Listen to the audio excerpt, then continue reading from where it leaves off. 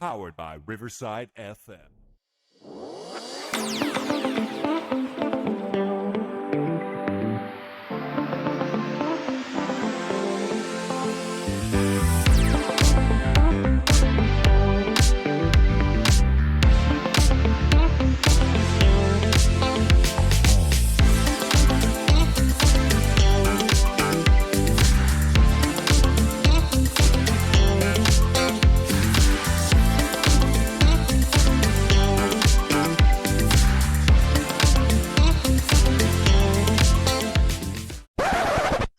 All right, welcome back to the podcast. This is episode 1 of season 3. Today we have a very, very special guest. Go ahead and introduce yourself.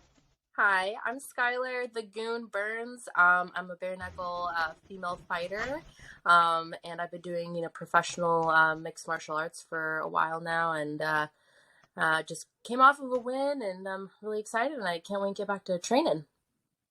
Congratulations. Thank you. So, can you tell me a little bit about yourself and how you got into the mixed martial arts? Yeah, of course. Growing up, it was just a little bit of a rocky upbringing, so it was just I wanted to find something that was aggressive that I can just kind of like channel my anger into. And then around like I was 16 years old, I found that high school did like after school jiu-jitsu and kickboxing, and I started doing that for a little bit, and it just kind of took off from there. And then once I graduated high school, it was making my mission to look for an MMA gym after I graduated, and I ended up finding one, and it's been training there ever since at Battleground MMA in Lakewood, Washington. So they've been they've been amazing. So family run gym, and me and my husband do that together. So it's really fun to keep it in the family. Very cool. So, what all goes into the training for that? Yeah, it's vastly different from MMA, but when you really break it down, it's at least bare knuckle boxing is just boxing without the gloves on. So you have wrist support, all the way up until your knuckles, but then your knuckles are exposed and bare. But the training for that is really just mostly boxing fundamentals. I kind of grew up in like the Taekwondo martial art originally. And then I've added on like no-gi jiu-jitsu on top of that, and some Muay Thai and kickboxing and whatnot. So I've done a little bit of boxing here and there, but I've just really just honing in on the boxing fundamentals in general. So that's been helping out, and then kind of adding my own little style onto it as well. So a little bit more of the dirty boxing and the clinch and whatnot, and because that's legal in bare knuckle, and it's kind of like a wild card. Yeah, I mean, just looking at some of the videos you have on your Instagram, it looks like it's once you get into it, it's kind of like it grabs you. Mm-hmm. Yep, it definitely does. It was one of those things that I wasn't even considering doing bare knuckle until JD did it, my husband. And then I kind of saw him do it, and I was like, all right, like, I gotta try this. I gotta, like, see it for myself.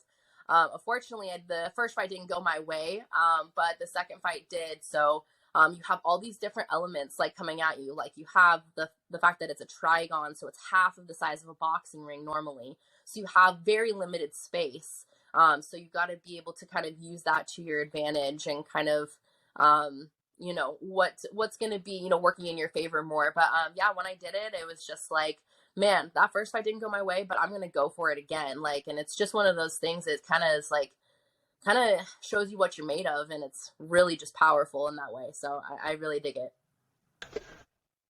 Did you have a inspiration of what made you want to get into that type of boxing?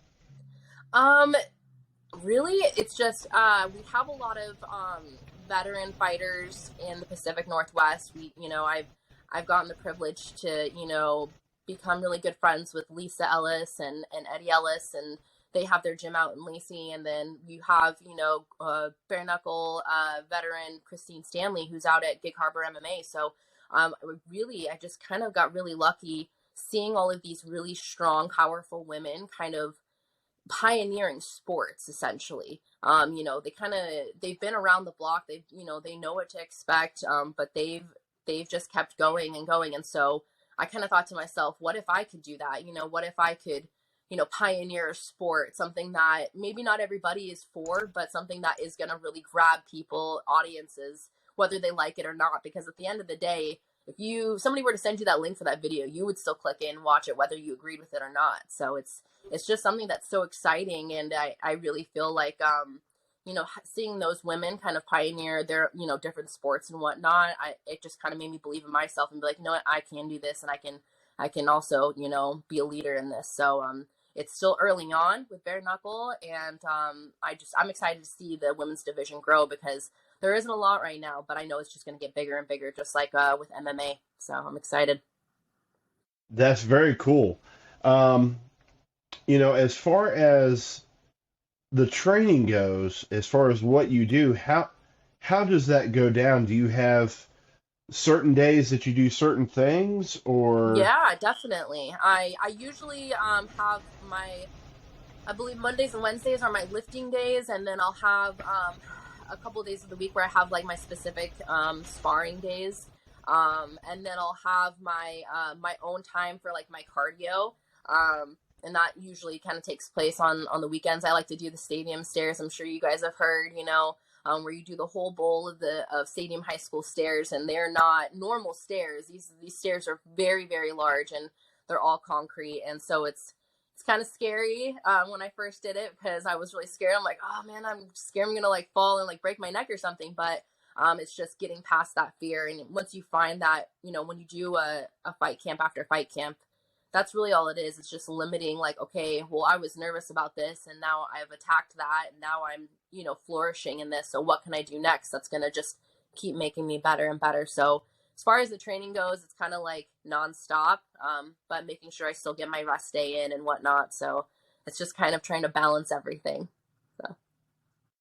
Yeah, I'd imagine that being able to do what you do and then having to train on top of that, it can be exhausting to a degree. Yeah. And like anything, you do have to have that rest day. Right. But when you're preparing for a fight, how do you get into that state of mind? Are you just there, or is there something that you do to prepare? Definitely. I mean, like, I just honestly, I think of it as I'm a machine, and I'm running, like, the food that I eat, it's fuel. I'm not supposed to enjoy it. I'm not supposed to, be like, oh, I really wish, because the whole time I'm going to wish I had like a hamburger or something like that, but at the end of the day, you can't think of it like that. You think that, okay, I am preparing for war, essentially. I have to treat my body like an engine, because that's exactly what it is. I have to feed it all the right fuel. I have to make sure I take care of it. That goes to, with the training and also recovery as well. So, it's really just not really thinking about it and just doing it. It does suck because, when I'm not, in a fight camp or anything like that, I definitely like to be able to spend time with the family and just, kind of relax a little bit. But once it's go time, it's like that switch that goes off in my head. It's like, all right, it's time to get to work, and it's time to, time to do some business. So.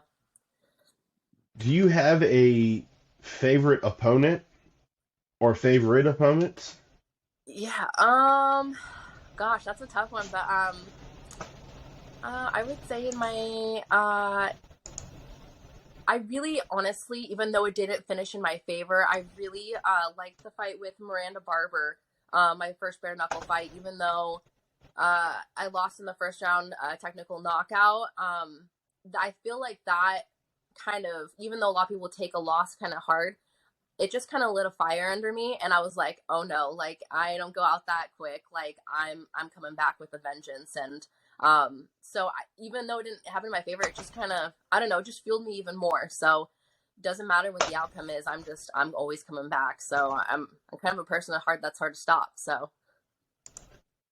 That's very cool. So as far as your win record, other than the fight that didn't go your way, have you been pretty happy with how things have turned out thus far?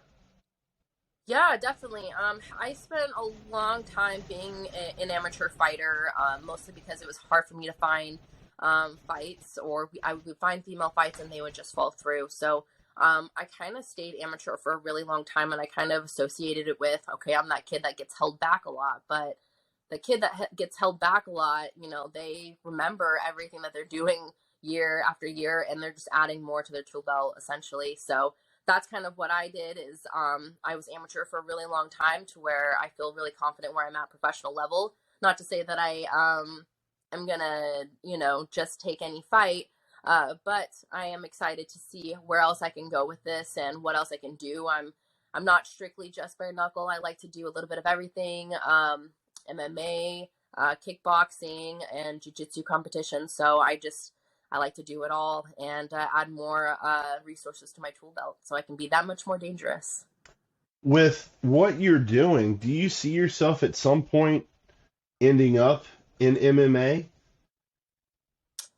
Yeah, I mean, that's kind of where I originally started. I mean, it's kind of like one of those things where you're like your first love, so that's really where I kind of started. So I do see me going back and forth to that a little bit. I'm like one of those people that likes to do a little bit of everything and not like just one thing. But I've done stand up for so long that it just feels like super comfortable, and I kind of like where I'm at right now. So I do want to stick out with the bare knuckle a little bit longer, but I do see me going to MMA as well, and I'm excited for that too. That's just going to be a whole nother journey that I'm really just super pumped about. Yeah, and within regards to the bare knuckle, and then of course the MMA and Bellator and things like that, it seems like that's exploded over the past couple of years. I mean, it's gotten really red hot. Oh my gosh, yeah. I mean, yeah. If I were to jump ship now and just go back to MMA, that would be kind of crazy, I would think. I definitely like all of the attention that bare knuckle is getting right now. There are other promotions that are kind of coming out of the woodworks. So it's really exciting to see all of the exposure with bare knuckle. And I want to keep riding that train until I can, until I'm can't exactly anymore. So I'm excited about it. What is the recovery like after you have a fight? I could not punch anything. My knuckles were pretty sensitive a month afterwards. I think about a month's time is where I could start like making a fist again and actually like be able to kind of hit the bag and stuff like that. So that part was a little bit tougher with the knuckles. Your knuckles are never really the same after a fight. They're warped in a different way, and as long as you have like functionality with it, then you're usually good. My nose was kind of a little bit sensitive for a while. I had some pretty big blood clots coming out, which has never really happened, but that felt like it took like a couple of weeks for that to heal. But other than that, I would say generally about a good month. So I mean, I can't say the same for my past opponent, but I hope that she did heal up pretty quickly and stuff like that, so she could get on to the next fight. So, what do you have upcoming as far as fights? Do you have anything in the next little bit? I am kind of working on something, but hopefully after 2023 is when I can kind of spill the beans about it. So I can't say necessarily, but once the new year comes in, then I will have that all straightened out. So Gotcha. So you have some stuff in the works, but yes. hey, there's nothing wrong with that. You got to always have that next one in the horizon somewhere. Yeah. Oh, for sure. You got to keep it on. So when it comes down to the career you're having, do you have a path of how you would like to see it go? I definitely at some point would like to get a rematch with Miranda Barber at some point. I do feel like that the referee did do his job and he did a good job stopping it. However, I feel like I've learned some things since then, and I would like to see that in the future, and then wherever that might take me. I know that she recently just fought Josette Cotton, and Josette ended up winning the title belt. So I would like to see it to go towards that route. So we'll just kind of see if that happens. Fingers crossed. I'll put out all the good vibes, to BYB, and we'll see if we can make that happen. And Speaking of title belts, I would imagine that, like most things, that's the end all be all where you would like to be at some point. Oh, of course, of course. I mean, yes, the fighting part is really awesome too, because you can go in there and be like, what? I can do this and I don't have to go to jail? All right. The other person's signing up for this too. Okay. But then, when you have something that you actually are striving towards, and you add the pioneering a women's sport for one, and then a title belt on top of that, like that's even better. So, that's my kind of personal goal and where I would like to see myself in the next couple of years. So we'll see how that kind of works out. But yeah, I would like to go there, and then we'll see if MMA is going to be an opportunity for me after that. But I would definitely like to look at being a title belt holder for BYB. So. And within regards to women's sports, I love the direction it's taking, no matter whether it's, like a professional sport like soccer. I know there's some football leagues now, or down to Bare-Knuckle or Bellator or MMA. I love the direction it's going. It's giving more opportunities, but I feel like for the women to be doing it, it's a lot more entertaining to see because of the dedication that you guys put into it. Mm-hmm. Definitely. I mean, just even the promotions nowadays, they've come so far, especially with women's sports. And you see just different types of women, women coming from different backgrounds of martial arts, some coming from boxing, some coming from jiu-jitsu, whatever it may be. Just I love that women from all over are getting more and more involved in that. It is, having a growing audience. So without the fans, we wouldn't be here. So we do appreciate the fans first and foremost, so I love seeing the women's division grow, and I can't wait to see it get even bigger. So it's gonna be great. So as far as our followers being able to see some of the fights and things like that, or to catch some of the stuff that you've done, is there a certain spot that they can go to other than maybe your Instagram page? Yeah, for sure. You can always follow me on Facebook. It's the same handle, Skylar _the _Goon. I always have a lot of content on there. I'm also on Snapchat and TikTok. I like to post, fun workouts that I like to do, or just even some backgrounds, little videos here and there. Some that have nothing to do with MMA. So, yeah, Skylar _the _Goon. So you can find me on there. And a big shout out to all of my sponsors. Roto-Rooter, we really appreciate you. Martin Henry Coffee Company, Red Moon Creative Company, Battleground MMA, EMP. I appreciate all of you guys. BNC Building Solution, big thank you to you guys. You've been such a big help. And I do have one last question for you. How did you come up with your name, The Goon? The Goon, yes. My very first MMA fight, I had very little knowledge in kicking or little bit jiu-jitsu at the time, and I came out and I just kept throwing my two, and I just rested my left arm on her shoulder, and it just looked like a hockey fight. So my husband was like, nope, that's your fight name, The Goon, because there's a hockey movie about it, and that's exactly what it just looked like, because he's like, you just messed her up. So that's kind of where it originated from. So it's kind of been that since, and I love having very gruesome fights. It's kind of like in my nature. I've had a couple other pretty bloody fights in my amateur career, and it kind of just fits me in my fight style. So it's, I'm taking it, and it'll be stuck with me forever. I love it. Well, I appreciate you taking time out to chat with me. I definitely would love to do it again.